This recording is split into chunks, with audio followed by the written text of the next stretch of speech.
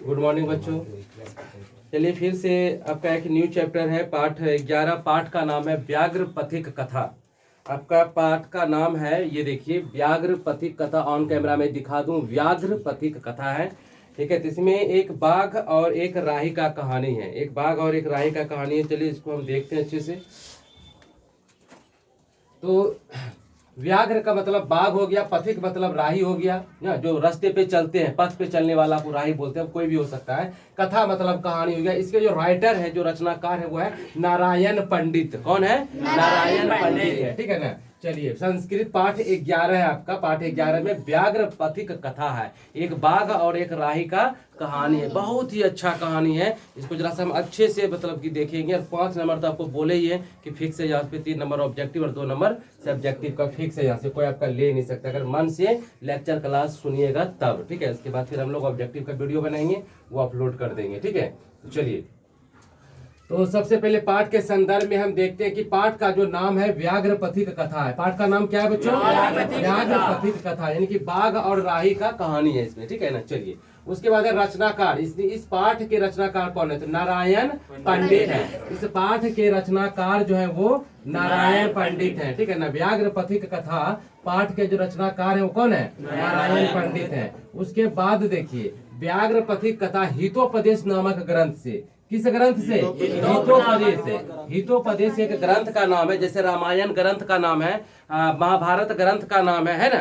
उसी प्रकार से हितोपदेश एक ग्रंथ का नाम है। उसी ग्रंथ से इस कहानी को लिया गया है, ठीक है ना। किस कहानी को? व्याघ्र पथिक कथा को लिया गया है। तो आपके एग्जाम में अगर क्वेश्चन आ जाएगा कि व्याघ्र पथिक कथा किस ग्रंथ से संकलित है, बताइए। हितोपदेश ग्रंथ से, ठीक है ना। चलिए, उसके बाद है कि व्याघ्र पथिक कथा हितोपदेश के मित्र लाभ खंड से लिया गया है। अब देखिए यहाँ पे व्याघ्र पथिक कथा जो है ना, हितोपदेश ग्रंथ है, इतना मोटा ग्रंथ है ना। जैसे कि हम पढ़ रहे थे रामायण, तो रामायण में अयोध्या कांड था, ठीक है। अयोध्या कांड में हम किसका मतलब की चर्चा कर रहे थे? मंदाकिनी नदी का कर रहे थे ना। उसी तरह से हितोपदेश एक बहुत मोटा ग्रंथ है, इतना मोटा ग्रंथ है। तो उसमें से बहुत सारे खंड है, ठीक है। ये मतलब कि ये हो गया मित्र लाभ खंड हो गया, कुछ और खंड होगा, कुछ ना, बहुत सारा खंड मिल करके एक ग्रंथ बना है। उस ग्रंथ का नाम क्या है? हितोपदेश। क्या नाम है? हितोपदेश। तो हितोपदेश में जो ग्रंथ है, हितोपदेश का एक खंड है, उसका नाम है मित्र लाभ खंड। क्या नाम है? मित्र लाभ खंड। और ये जो कहानी है व्याघ्र पथिक कथा का जो कहानी है, ये किससे लिया गया है? मित्र लाभ खंड से लिया गया है, ठीक है। किससे? मित्र लाभ खंड से। किस ग्रंथ से? हितोपदेश। हितोपदेश ग्रंथ के मित्र लाभ खंड से यह लिया गया। क्या? व्याघ्र पथिक कथा लिया गया है। बस सीधी सी बात है, एग्जाम में आता है, टॉप लेवल का क्वेश्चन है, VVI हम यहाँ पे लिख देते हैं, ठीक है ना। ये VVI क्वेश्चन है, दिमाग में रखिएगा, ठीक है। चलिए, उसके बाद है हितोपदेश ग्रंथ में बालकों के मनोरंजन कथा, शिक्षण कथा, पशु पक्षी से संबंधित कथा का चर्चा या वर्णन किया गया है। अब आपके एग्जाम में क्वेश्चन आ जाएगा कि हितोपदेश जो ग्रंथ है, ठीक है ना, हितोपदेश जो ग्रंथ है, इसमें कौन कौन सी कथा शामिल किया गया है। तो एकदम आराम से बोलेंगे। बच्चों की कथा है, बच्चों के मनोरंजनात्मक कथा है, खेलकूद का कथा है, पशु पक्षियों का कथा है, और शिक्षण कथा है ना। इस तरह से बहुत सारे कथा जो कि इसमें जोड़ा गया है, किसमें? हितोपदेश में, ठीक है ना। तो आपके पाठ्य पुस्तक में जो व्याघ्र पथिक कथा है, हितोपदेश के कहां से लिया गया है, बताइए। किस खंड से लिया गया है? खंड से लिया गया है, ठीक है ना। छोड़िएगा ना। अच्छा, ठीक है। हितोपदेश में कौन कौन सा कहानी जोड़ा गया है? हितोपदेश ग्रंथ जो है, इसमें कौन कौन सा कहानी जोड़ा गया, बोलिए। बालकों के मनोरंजन कहानी है, शिक्षण कथा है, पशु पक्षियों से संबंधित कथा है, ठीक है ना। चलिए, बहुत अच्छा। इस कहानी में लोभ यानी लालच का वर्णन बहुत अच्छे से किया गया है, ठीक है ना। इस कहानी में किसका वर्णन किया गया है? लालच का वर्णन किया गया है। आपके बुक में देखिए, एक चीज आपको दिखा देते हैं, ऑन कैमरा बता देते हैं कि आपके बुक में जो ये लाइन बाय लाइन है, ठीक है। हम तो संस्कृत जगह मेरे बोर्ड पे नहीं है कि संस्कृत भी लिखे और हिंदी भी लिखे।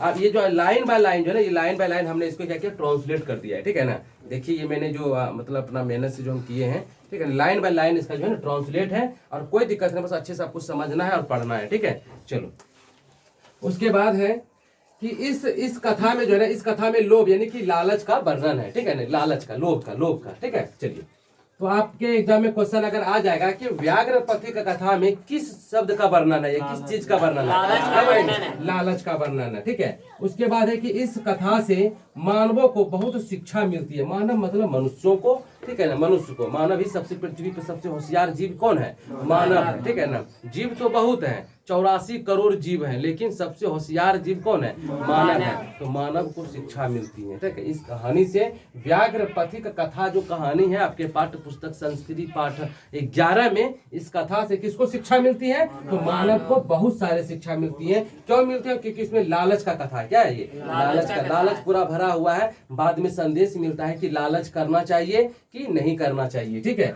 उसके बाद देखो इस कथा में कोई बूढ़ा बाघ, देखिए अब आ गए हम चैप्टर पे, ठीक है ना। ये यहाँ तक इसका बस इंट्रोडक्शन था। उसके बाद देखिए इस कथा में, व्याघ्र पथिक कथा में, इस कथा मतलब किस कथा में? कथा में। इस कथा में कोई बूढ़ा बाघ स्नान कर हाथ में कुश लिए, ठीक है ना, हाथ में कुश लिए नदी के किनारे बोलता है, ठीक है ना।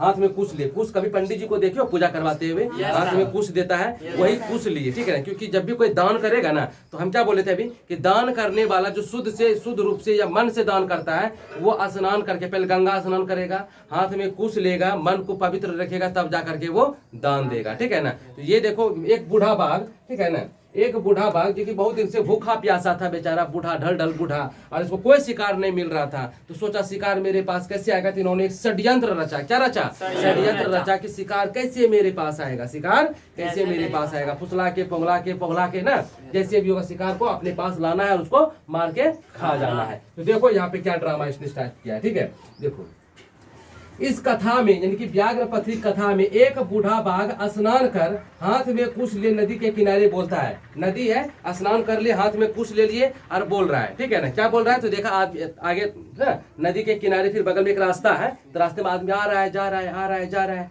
ठीक है। एक पंडित जा रहा था, ठीक है ना। रास्ते में कौन जा रहा था? एक पंडित जा रहा था ना। कहता है कि हे राहगीर, क्या बोलता है बूढ़ा बाघ ने?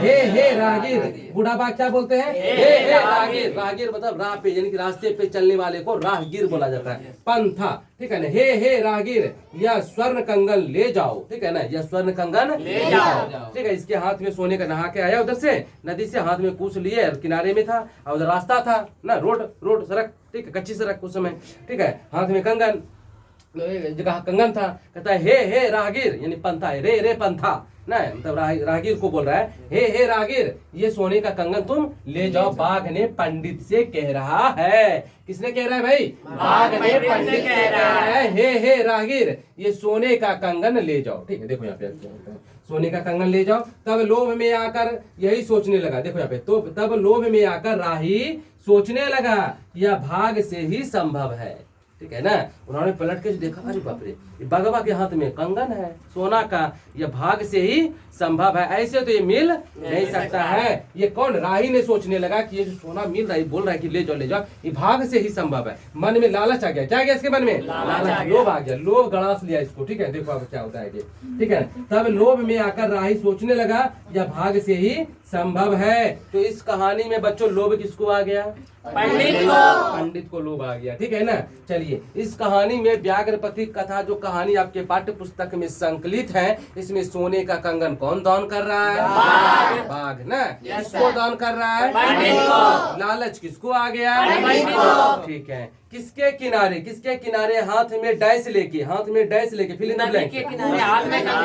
हाथ में कुश लेके, ठीक है ना, हाथ में कुश लेकर के, ठीक है ना। क्या बोल रहा है? रे पंथा, या हे रागीर ना, हे रागीर, ये सोने का कंगन ले जाओ। चलो बहुत अच्छा, अच्छे से देखना है, ठीक है। चलो उसके बाद है कि राही बार बार सोचता और संदेह भी करता कि बाघ सही में देगा या मार देगा, ठीक है ना। देखो ये जो पंडित है ना, पंडित वो तो होशियार था, लेकिन ये तो लालच इतना खराब चीज होता है कि सारा होशियारी खत्म कर देता है। कितनों तुम पढ़े लिखे हो, स्ट्रेंथ हो, डिसिप्लिन, लड़का हो, बच्चा हो, आदमी हो, जो भी हो, लेकिन लालच इतना खतरनाक चीज होता है, आपके बुद्धि को मार देगा, ठीक है ना, आपके बुद्धि को भ्रष्ट कर देगा, ठीक है। तो ये देखो, ये भी पंडित था, ठीक है ना। तो ये सोच भी रहा है, संदेह कर रहा है, इतना हिंसात्मक जानवर है, इतना खतरनाक पशु है, बोल रहा है सोने का कंगन ले लो, सोने का कंगन ले लो, सोने का कंगन ले लो। ये हमको सच में देगा कि मार देगा, सच में देगा कि मार देगा। ये 10 मिनट तक यही सोचते रहे, देगा कि मार देगा, देगा कि मार देगा। कहीं ड्रामा तो नहीं कर रहा है ये ना, सोच रहा है, कौन? पंडित सोच रहा है। कौन सोच रहा है? पंडित चिंता कर रहा है इस बात की, ठीक है ना। चलो, देगा कि मार देगा, कौन सोच रहा है? पंडित। पंडित किसके बारे में सोच रहा है? क्या चीज का लालच आ गया था? सोने के कंगन का लालच हो गया था। इस पाठ्य पुस्तक में यहाँ से लेकर के यहाँ तक में बस इतना ही बात है, इसके अलावा कोई बात नहीं। अगर बात है तो वो बनावटी और फालतू बात है, ठीक है ना। बस जो है इसी को बढ़िया से देखिए और इसी से आपका क्वेश्चन उठेगा, ठीक है। चलो, उसके बाद है बुरा कार्य करके यदि लाभ भी होता है तो वह शुभ नहीं होता।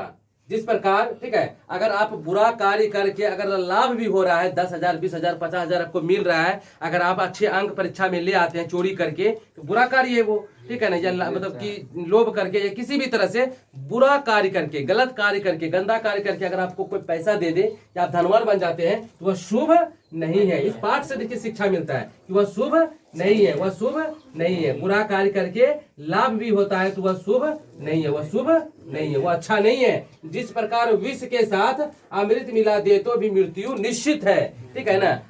अगर आपको विष में, ठीक है ना, अगर विष में अमृत मिला दें, ठीक है ना, विष मतलब जहर होता है, अगर विष में अमृत मिला दें, अमृत अमर होता है, अमृत पिला देंगे तो दुनिया मर जाएगा, आप नहीं मरिएगा, ठीक है ना। अब विष में आदमी मर जाता है, तो विष में अगर अमृत मिला देंगे, आप पिला देंगे तो क्या होगा?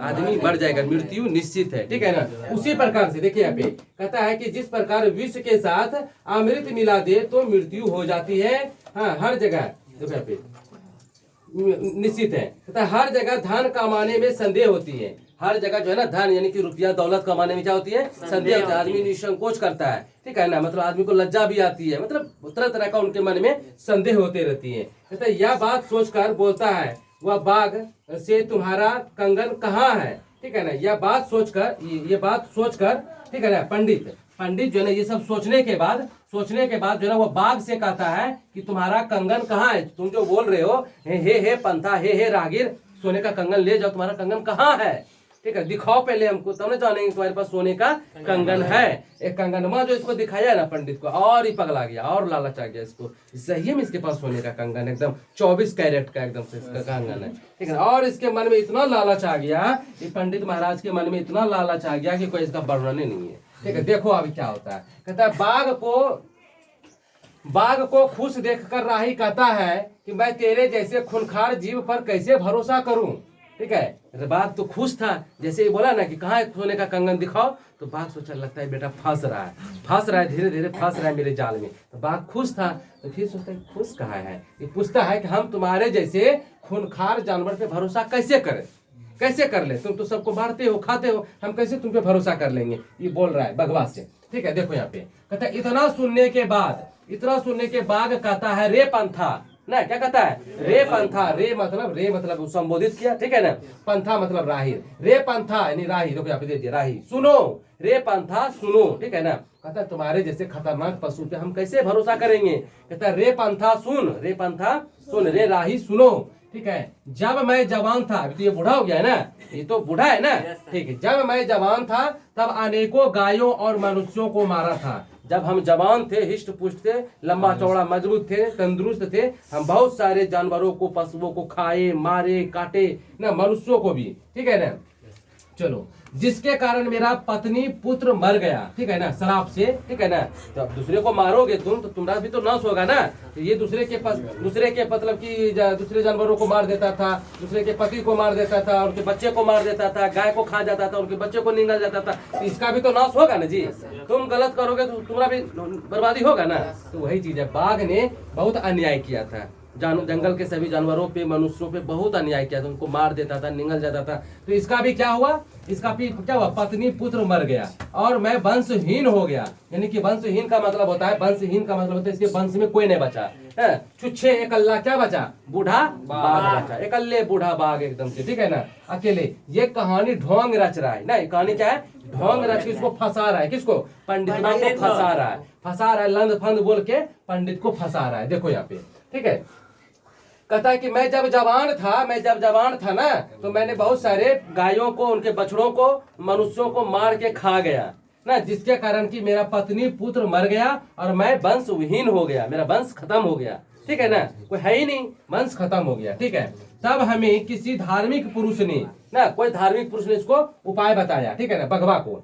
तब हमें किसी धार्मिक पुरुष ने दान करने के लिए कहा, इस पाप से मुक्ति के लिए, क्या मुक्ति के लिए, उन्हीं के उपदेश से मैं करता हूँ। तब ये ढोंग रच रहा है कि तब हमको कोई धार्मिक पुरुष ने बोला कि तुमने इतने गायों को मारा, उनके बछड़ों को खाया, मनुष्यों को भी मारा, तुम ऐसा करो, तुम पापी हो, तुम्हारा इसलिए जो है ना तुम्हारा वंश खत्म हो गया है, तुम ऐसा करो, तुम दान पुण्य करो, तुम दान पुण्य करोगे तो इस पाप से तुमको मुक्ति मिल जाएगा। ठीक है ना, देखो मुक्ति मिल जाएगा। मैं उन्हीं के उपदेश से ये करता हूँ, हमको जो धार्मिक आदमी ने बताया है, हम उन्हीं के इशारे पे चल रहे हैं और तुमको हम ये दान कर रहे हैं ताकि मेरा पाप खत्म हो जाएगा। ठीक है, फंसा रहा है इसको, कोई बात नहीं है, बस फंसा रहा है इसको। ठीक है ना, तो देखो मेरे नाखून, ठीक है ना, देखो मेरे नाखून और दांत भी गल गए हैं ना। कहता है कि देखो मेरे नाखून और मुंह में दांत ना, बूढ़ा हो गया ना, देखो मेरे नाखून और दांत क्या हुए हैं, गल गए हैं, झड़ गए हैं। ठीक है ना, नहीं है। ठीक है, कहता है देखो मेरे नाखून, हाँ देखो मेरे नाखून और दांत भी क्या हुए, गल गए, कौन मेरे ऊपर विश्वास नहीं करेगा। देखो कितना फुसला रहा है। कहता है देखो हाँ, मेरे जो नाखून है, ये नाखून भाग को रहता है ना, बड़ा बड़ा नाखून मार देगा एक बार तो आधा घायल हो जाएगा तुम। ठीक है ना, कहता है देखो मेरे नाखून और दांत जो है ना झड़ गए हैं, गिर गए हैं, कौन मेरे जैसे पशु पे, मेरे जैसे पे विश्वास नहीं करेगा। इतना सब बोला, बोलता सही है, बूढ़ा बाघ है और ये चल फिर भी उतना अच्छा से नहीं सकता है, नाखून भी नहीं है, दांत भी नहीं, खाएगा कैसे, झपटा कैसे मारेगा। तो धीरे धीरे इसको लालच, मेन बात है इसको लालच ना घुस गया था, किसका, कंगन का, सोने का कंगन था, 24 कैरेट का कंगन था। ठीक है ना, लालच घुस गया था इसको। चलो उसके बाद है, सोचा पंडित क्या का थोड़ा भिक्षा उक्षा मांगेंगे तो हमको सोने का कंगन प्राप्त नहीं हो सकता, नहीं बना सकते हैं इस जीवन में। लेकिन ये बूढ़ा बाघ हमको देखो फ्री फंड में दे रहा है, फ्री फंड में दे रहा है, तुमको लेने में कोई दिक्कत क्या है। बात है कि मरने कटने का, तो पूछ लेते हैं, मतलब कि क्लियर कर रहा है कि मारिए देगा कि नहीं मारेगा।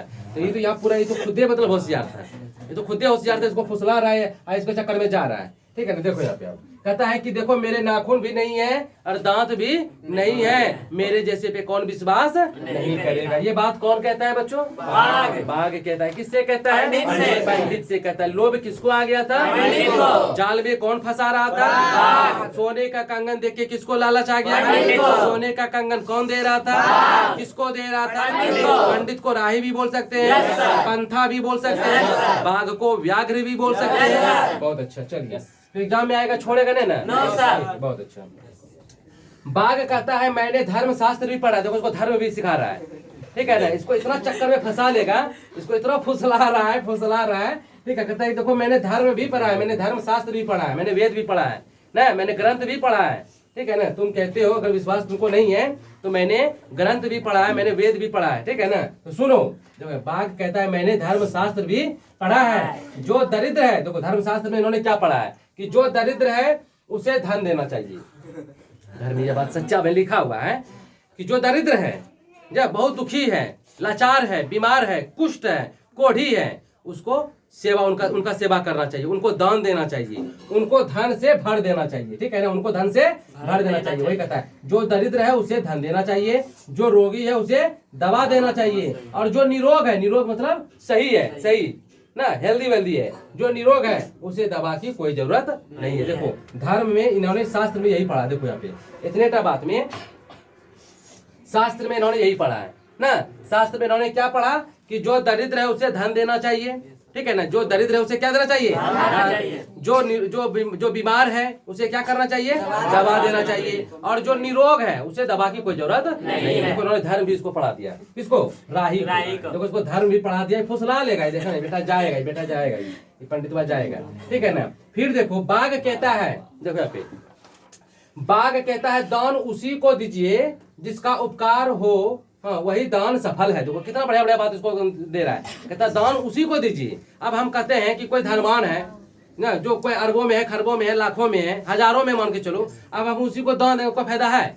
दान देना चाहिए रोगी को, दान देना चाहिए दरिद्र को, जो पूरा गरीब है, लाचार है, असहाय है, कुष्ठ है, कोढ़ी है, जो कमा नहीं सकता है। ठीक है, उसको दान देना चाहिए, तब आपका दिया हुआ दान क्या होगा, सफल होगा। शास्त्र में लिखा हुआ है ना, समझे। तो वही कहता है बाघ कहता है कि दान उसी को दीजिए, ठीक है, जिसका उपकार हो वही दान सफल है। ठीक है ना, ये बात इसको शास्त्र सिखा रहा है, ये पढ़ा बता रहा है। ठीक है ना, भगवान ने तो इसलिए हम तुम्हें दान देना चाहते हैं, ठीक है ना, इसलिए हम तुम्हें दान देना चाहते हैं, ठीक है। देखो कितना इसको फुसला रहा है, पूरा ही बेटा लोभ में पड़ गया। उसके बाद है हे पथिक, हे राही, ठीक है, हे पथिक जाओ नदी में स्नान कराओ, ठीक है ना, हम तुम्हें इसलिए तुम्हें दान देना चाहते हैं, हम मेरे पास अब ज्यादा समय नहीं है, तुम जाओ जल्दी से नदी में स्नान करके आओ, ठीक है ना। हम स्नान करके हाथ में कुछ लेके यहाँ पे खड़े हैं, कंगन लेके खड़े हैं कि जल्दी कोई आएगा उसको दान दे देंगे, ठीक है।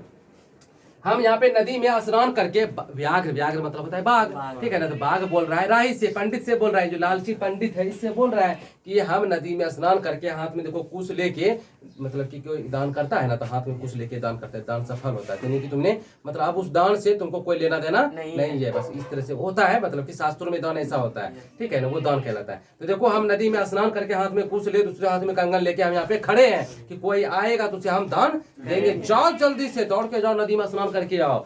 देखो पंडित, ठीक है, हे पथिक हो गया ना, चलो ये देखो कथा स्नान करने के लिए तब पथिक ने सोने का कंगन लेने के लिए, ठीक है, तब पथिक ने, पथिक मतलब पंडित, पथिक कौन था, पंडित ना, देखो यहाँ पे पथिक, तब पथिक सोने का कंगन लेने के लिए नदी में स्नान करने के लिए गया, ठीक है ना। देखो इसको लोभ घुस गया, लोभ घुस गया, ठीक है ना, हो गया इसका कल्याण, पंडित का कल्याण हो गया। जैसे ये गया, हम सोचो इसका, हम जैसे वाला पॉइंट लिख रहे थे ना, हम जो इसका मसाला तैयार कर रहे थे, जैसे वाला पॉइंट लिख रहे थे तभी मैंने लिखते लिखते मन में आया कि पंडित तो गया, पंडित तो गया, ठीक है ना। उसके बाद जैसे नदी में स्नान करने के लिए वह भयंकर कीचड़ में फंस गया, ठीक है ना, जैसे वह नदी में स्नान करने के लिए घुसा, ठीक है ना, जैसे नदी में स्नान करने के लिए घुसा, इतना छाती तक जो है ना, छाती तक कीचड़ में फंस गया, दलदल में धसले जा रहा था, धसले जा रहा था, धसले जा रहा था, खाली मुंडी था ऊपर में, थप थप थप तक, एक पैर को उठा रहा है दूसरा धस रहा है, एक पैर को उठा रहा है दूसरा धस रहा है, ठीक है ना, पूरा धस गया बॉडी, ठीक है ना, जिससे वह निकल ही नहीं पा रहा था। कैसे निकलेगा, आदमी को ठंडा भर धस जाता है तो निकलने में मुश्किल होता है ना, ये पूरा छाती तक धस गया था कीचड़ में, पूरा दलदल कीचड़ में छाती तक धस गया था ये पंडित, ठीक है ना। तो कैसे निकलेगा, तब देखो क्या हुआ कि जिससे वह निकल नहीं पा रहा था, तब कीचड़ में फंसा राही को देखकर बाघ कहता है, कीचड़ में फंसा राही को देखकर कौन कहता है, बाघ कहता है, तुम बहुत कीचड़ में फंस गए हो पंडित, क्या कहता है पंडित, तुम बहुत कीचड़ में फंस गए हो रे पंथा, क्या बोलता है, रे पंथा तुम बहुत कीचड़ में फंस गए हो, रुको, क्या कहता है, रुको, ठीक है ना, फंस गए, रुको, मैं तुम्हारा मदद करता हूँ, बताओ कोई खूंखार जानवर मदद करेगा, बताओ कितना इसको उल्लू बना दिया है। कहता रुको तुम बहुत कीचड़ में फंस गए हो, रे पंथा रुको, मैं तुम बहुत कीचड़ में फंस गए हो, रुको मैं तुम्हारा मदद करता हूँ। बताओ इतना हिंसात्मक पशु का मदद करेगा, इसको तो जाल में चंगुल में फंसा के इसको तो दिया डुबा। देखो यहाँ पे अब कहता है पथिक, देखो पथिक क्या कहता है, पथिक मतलब राही, और चिंता करने लगता है, ठीक है ना। अब देखो अब बजाएगा, ठीक है, अब सोचता है कि अब तो हम फंस गए, अब तो भाग भी नहीं सकते हैं, भगवान मेरे तरफ आ रहा है, बचाएगा कि निकलेगा भगवान जाने, ठीक है। अब पथिक से बस इतना दलदल में फंसा है, उसका सिर्फ इतना तब शरीर बाहर है कीचड़ से, ठीक है ना, कीचड़ से इतना छाती से ऊपर बस बाहर है, उसका पूरा दलदल में फंसा हुआ है, ठीक है ना। अब वो चिंता करता है, कौन, पथिक यानी कि राही, और चिंता करने लगता है, ठीक है ना, और कहता है मने मन, वो अपने मन में कहता है कि जब हमारी इंद्रियां काम नहीं करती हैं तो सोचो हाथी को स्नान कराने के बराबर है, ठीक है, कराना व्यर्थ है। कहने का मतलब आप हाथी को ले लीजिए या कहीं पे देखिएगा, हाथी को स्नान करवाइएगा, हाथी को स्नान बढ़िया से कर दीजिएगा, बढ़िया से साफ कर करके खड़ करके नहा दीजिए, फिर हाथी क्या करेगा 5 मिनट में आप नहा के हाथी को इधर गए, हाथी देखिएगा सूर से मिट्टी ले लेके अपने पीठ पे ऐसे छीट लेता है। तो हाथी को स्नान कराना वो व्यर्थ है कि नहीं है, ठीक है। तो वही है, देखो यहाँ पे कहता है, यहाँ पे देखो कहता है, यहाँ देखो पथिक राही सोचने लगा, ठीक है ना, वो पंडित जो है ना सोचने लगा जाकर के, वो जो धंसा हुआ था कीचड़ में, इतना कीचड़ में धंस गया था, देखो इतना कीचड़ में धंस गया था ये, ठीक है। जब हमारी इंद्रियां काम नहीं, दिमाग मेरा काम नहीं करने लगता है किसी भी मनुष्य का, सोचो हाथी को स्नान कराने के बराबर है, क्योंकि हाथी को जब स्नान कराओगे तो वो स्नान कराना व्यर्थ हो जाएगा, सफल नहीं होगा। तुम स्नान कराओगे वो कीचड़ को छीट लेगा, ठीक है, पता नहीं काहे छीट लेता है, अपना शरीर को ठंडा रखने के लिए, ठीक है। जैसे विधवा को जेवर नहीं शोभते, भार लगते हैं, ठीक है ना। जैसे कोई विधवा है तो उसके ऊपर जेवर सूट नहीं करता, क्योंकि उसका जो मुख्य श्रृंगार होता है ना, विधवा का जो मतलब औरत का जो मुख्य श्रृंगार होता है वो क्या होता है? सिंदूर होता है। क्या होता है? सिंदूर होता है। तो विधवा ना, तो उनको अगर विधवा को अगर हम जेवर दे देंगे तो उसको अच्छा नहीं लगेगा, शोभेगा नहीं। तो विधवा को जेवर क्या लगता है? भार लगता है। क्या लगता है? भार लगता है, ठीक है ना। देखो यहाँ पे उसे सोच, ठीक है, देखो विधवा को जेवर नहीं शोभते, अच्छा नहीं लगते हैं, उसे क्या लगते हैं? भार लगते हैं, ठीक है ना। ठीक उसी प्रकार ज्ञान के बिना, ज्ञान के नहीं, बुद्धि के बिना कोई कार्य भी भार है। क्या है? ज्ञान के बिना, ठीक उसी प्रकार ज्ञान के बिना कार्य भार के समान है। ये क्वेश्चन आपके एग्जाम में कई बार आया है, ठीक है ना। ठीक उसी प्रकार ज्ञान के बिना कार्य भार के समान है। तो किसके बिना कार्य जो है ना भार के समान है? बताओ। है ना, किसके बिना कार्य भार के समान है? ज्ञान के बिना। अगर ज्ञान नहीं है तो कोई भी काम आपके लिए भारी है। कोई भी ज्ञान आपके लिए क्या है? भारी है, बहुत जटिल है, परेशान लायक है, ठीक है ना। अज्ञान रहेगा तो कोई भी काम जो आपका चुटकी में हो जाएगा, फटाफट हो जाएगा। तो यहाँ तो पंडित का ज्ञान खत्म हो गया था, पंडित का ज्ञान क्या हो गया था? नष्ट हो गया था, ठीक है ना। इसके लिए सब चीज इसके ऊपर भारी पड़ गया ना, कीचड़ में दलदल में फंस गया। देखो अब क्या होता है। राही इसी चिंता में है और लगता है कि बाघ अब उसे खा लेगा। राही ये सोच भी रहा है, लगता है बेटा आ रहा है मेरे पास, लगता है अब तो खाएगा ये, अब का सोच भी रहा है सब चीज। मरने से पहले इन्होंने बहुत अच्छा चीज सोचा। देखो मरने से पहले इन्होंने बहुत अच्छा चीज सोचा, ये सारा चीज है ना। चलो हाथी को स्नान कराना व्यर्थ है, विधवा पे जेवर सूट नहीं करेगा, उसको भार लगता है, अच्छी बात है ना। ठीक उसी प्रकार से ज्ञान के बिना कोई भी कार्य भार के समान है, ठीक है। ज्ञान के, बुद्धि के बिना कोई भी काम भारी है, बुद्धि के बिना कोई भी काम भारी है। ऑब्जेक्टिव क्वेश्चन है एग्जाम में 2012 से लेकर के 2022 तक में, हमको लग रहा है कम से कम 8-9 साल आया है ये क्वेश्चन कि ज्ञान के बिना कार्य क्या है? भार है, ठीक है ना। अगर ज्ञान नहीं तो कोई भी काम आपको भारी लगेगा, ठीक है। इसलिए ज्ञान का होना जरूरी है। कोई भी काम करते हैं तो ज्ञान से कीजिए, बुद्धि से कीजिए। कहता है अब देखो बाघ उसे अब खा लेगा, ठीक है। सोच रहा है, कौन सोच रहा है? पंडित सोच रहा है। राही कंगन के लोभ में मग्न होकर कीचड़ में फंस गया, ठीक है। राही यानी जो पंडित है, कंगन के लोभ में, क्या चीज का लोभ इसको पड़ गया था? कंगन का लोभ पड़ गया था। तो राही जो है ना कंगन के लोभ में कीचड़ में मग्न होकर के, इसको कोई मतलब कुछ सूझबूझ से काम नहीं लिया। कंगन के लोभ में एकदम आराम से जैसे ही भगवान बोलते गया वैसे ही करते गया। इसका रिजल्ट क्या हुआ? जाके कीचड़ में, छाती भर कीचड़ में फंस गया, दलदल में फंस गया, ठीक है। फिर बूढ़े बाघ ने पथिक को मार डाला। देखो अपना शिकार ऑटोमेटिक बना लिया ना। देखो बुद्धि से काम कौन लिया? पंडित लिया कि बाघ लिया? बाघ को खाना था, पेट भरना था, बूढ़ा था, शिकार नहीं कर पाता था ना, इसने अपना दिमाग से काम लिया तो इसको खा लिया। लेकिन पंडित को क्या घुस गया था? क्या घुस गया था? तो प्यारे बच्चों एक बार 2-4 क्वेश्चन करते हैं, बस बोल दो, ठीक है। तो सबसे पहले बोलो आपके पाठ का क्या नाम है? व्याघ्र पथिक कथा। इसके राइटर कौन है? इसके राइटर कौन है? बहुत अच्छा। व्याघ्र पथिक कथा किस ग्रंथ से लिया गया है? हितोपदेश ग्रंथ से, ठीक है। यह कथा किस खंड से लिया गया है? मित्र लाभ खंड से, ठीक है। मतलब नदी से स्नान करके कौन आ रहे थे? बूढ़े बाघ। हाथ में क्या लिए हुए थे? कूस लिए थे।